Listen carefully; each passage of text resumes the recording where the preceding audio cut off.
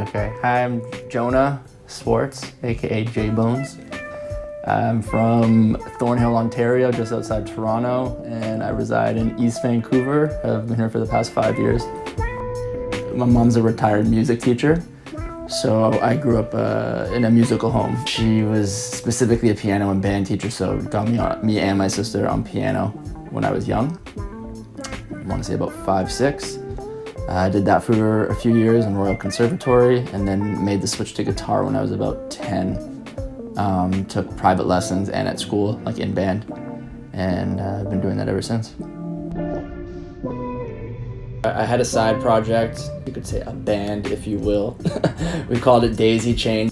One of the main spots that my band and I would play at open mics at was the Anza Club. It's a low-key spot in East Van, like classic. It's almost like a man cave with like a stage set up and like sofas and a pool table. It's just like a really intimate vibe. You can't help but get the stage jitters every now and then. But once you start playing and like have that connection with your band and it just like you hit that vibe, you kind of like forget that anyone's there, and it's mainly, at least from like a guitarist standpoint, like I'm just jamming and there just happens to be like an audience. Unfortunately, it was like right before the pandemic hit, so that kind of put a kink in our plans, but slowly getting back to it, and you know, we've been jamming, and individually I've been still keeping it up and playing quite a bit.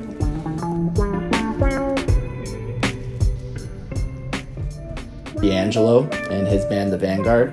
The lead guitarist, Isaiah Sharkey, is like one of my biggest inspirations. So I am influenced by like a bunch of genres, but mainly like neo soul. I'd say is like my biggest styling for guitar, which itself is taken elements of jazz, soul, funk, R&B, blues, which is technically part of R&B.